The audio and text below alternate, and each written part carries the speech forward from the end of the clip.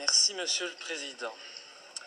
Messieurs les ministres, chers collègues, la Belgique est bien le pays du surréalisme. Ce matin, on apprend dans la presse que l'armée belge est incapable de lutter contre les quelques militaires extrémistes aux convictions islamistes radicales qui existent en son propre sein et qu'il est impossible de les licencier faute de moyens juridiques suffisants. Et par contre, dans un même temps, nous décidons d'aider la France dans sa lutte contre le terrorisme en lui apportant une aide logistique pour son opération au Mali. Que ne ferions-nous pas pour lutter contre le terrorisme en dehors de nos frontières? J'espère juste que nous aurons bien veillé à ne pas envoyer pour cette opération antiterroriste au Mali ces fameux soldats belges islamistes. Je le dis sous la forme de l'humour, mais ce qui se passe actuellement dans le monde ne me fait pas rire du tout.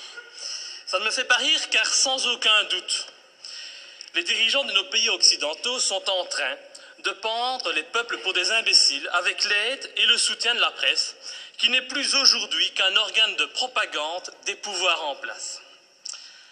Un peu partout dans le monde, les interventions militaires et les déstabilisations de régimes deviennent de plus en plus fréquentes.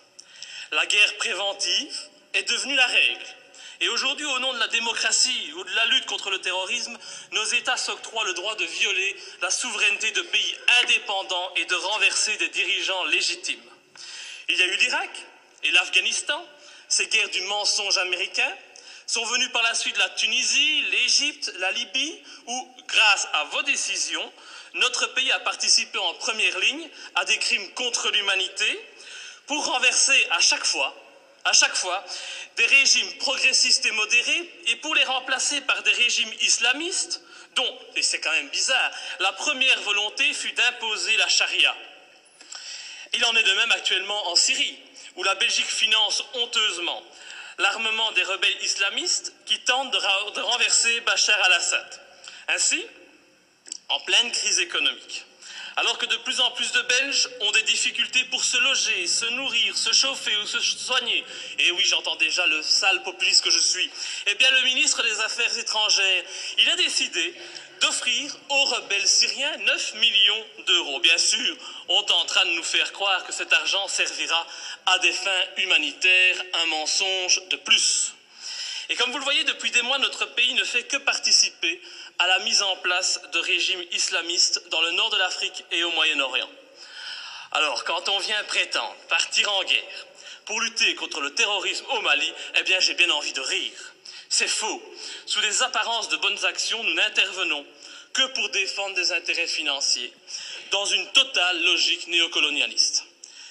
Il n'est véritablement pas cohérent de partir aider la France au Mali au nom de la lutte contre le terrorisme islamiste, lorsqu'au même moment, on soutient en Syrie le renversement de Bachar al-Assad par des rebelles islamistes qui souhaitent imposer la charia, comme c'est déjà le cas en Tunisie ou en Libye.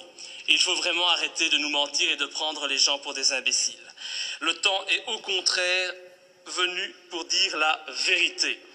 En armant les rebelles islamistes comme les Occidentaux ont auparavant armé Oussama Ben Laden, cet ami des Américains avant qu'ils ne se retournent contre lui, eh bien les pays occidentaux en profitent pour implanter dans les nouveaux pays conquis des bases militaires tout en favorisant leurs entreprises nationales.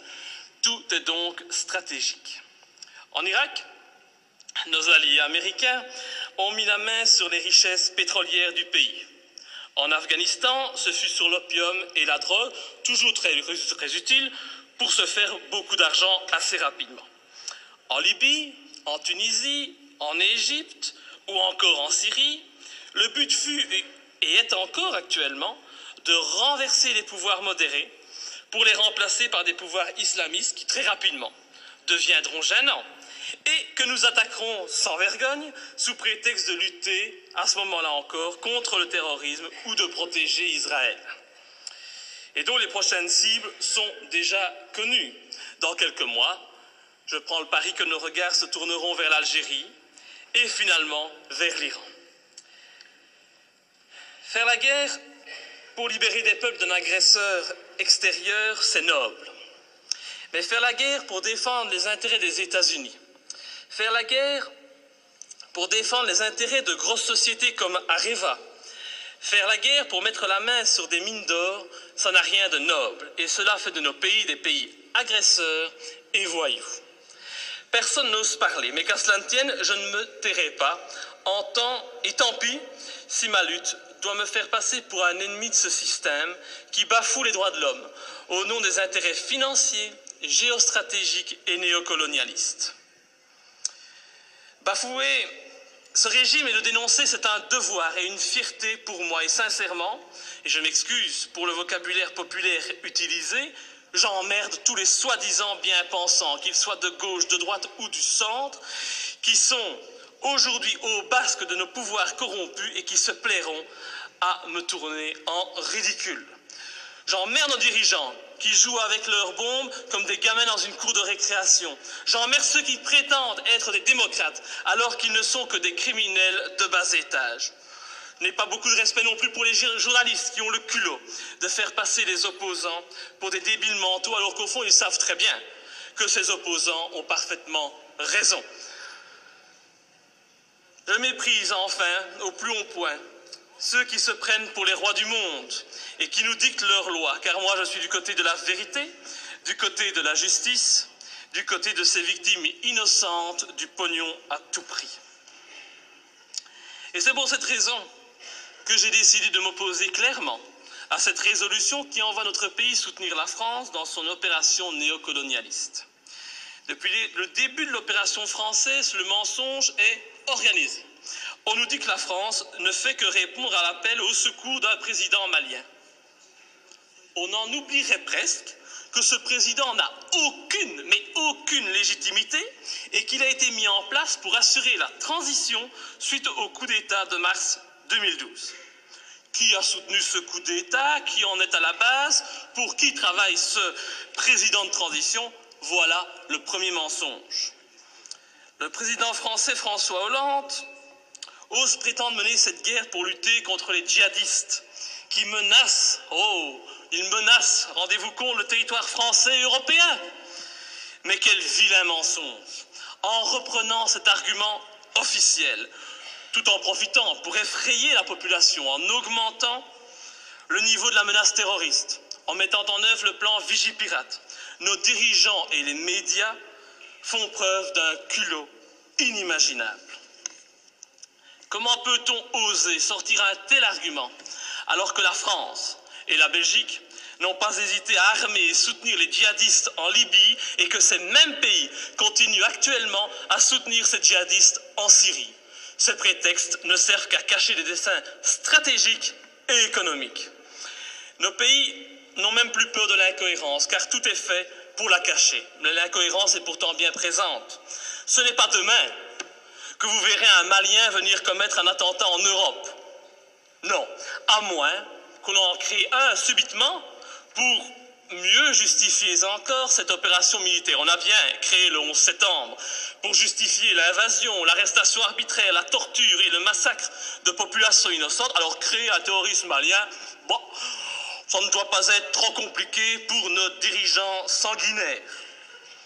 Un autre argument utilisé pour justifier ces derniers mois les opérations militaires, c'est la protection des droits de l'homme.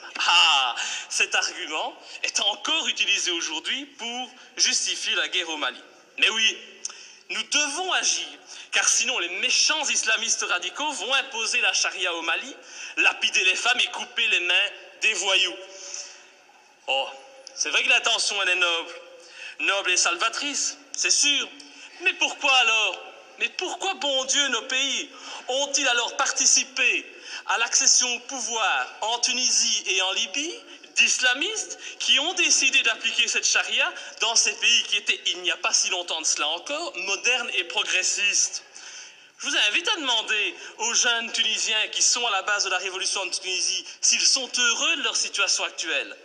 Tout cela, c'est de l'hypocrisie. L'objectif de cette guerre au Mali est très clair. Et puisqu'on n'en parle pas, je vais en parler. L'objectif, c'est de lutter contre la Chine et permettre à notre allié américain de maintenir sa présence en Afrique et au Moyen-Orient. C'est cela qui guide ces opérations néocolonialistes. Et vous verrez, quand l'opération militaire sera terminée, La France conservera bien entendu des bases militaires au Mali. Ces bases serviront aussi aux Américains. Et en même temps, parce que ça se passe toujours comme ça, des sociétés occidentales mettront la main sur des contrats juteux qui priveront de nouveau les pays recolonisés de leurs richesses et de leurs matières premières. Alors, soyons bien clairs, les premiers bénéficiaires de cette opération militaire, ce seront les patrons et les actionnaires du géant français Areva, qui tentent depuis des années d'obtenir l'exploitation d'une mine d'uranium à Faléa, une commune de 17 000 habitants située à 350 km de Bamako. Et je ne sais pas pourquoi, mais mon petit doigt me dit qu'il ne faudra pas longtemps pour qu'Areva puisse enfin exploiter cette mine. Je ne sais pas, c'est une impression que j'ai. Il est donc hors de question que je participe à cette colonisation minière, cette colonisation des temps modernes. Et pour ceux qui doutent de mes arguments, je les invite sincèrement à se renseigner sur les richesses du Mali. Le Mali est un grand producteur d'or, mais depuis peu, il a été désigné, comme étant un pays qui offre un environnement de classe mondiale pour l'exploitation d'uranium. Mais comme c'est bizarre, un pas de plus vers une guerre contre l'Iran, c'est une évidence.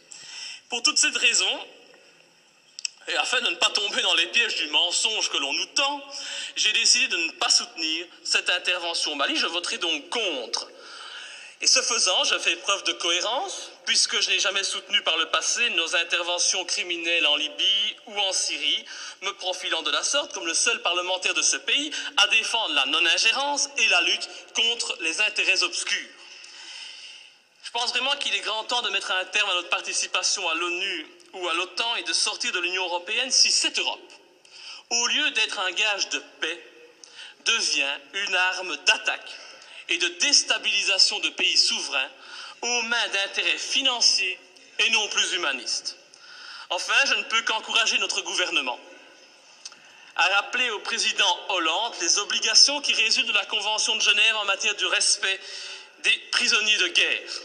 J'ai en effet été outré d'entendre à la télévision, de la bouche du président français, que son intention était de détruire, je dis bien détruire, les terroristes islamistes. Alors je ne voudrais pas que la qualification utilisée pour nommer les opposants au régime malien, c'est toujours pratique aujourd'hui de parler de terroristes islamistes, soit utilisée pour contourner les obligations de tout État démocratique en matière de respect des droits des prisonniers de guerre.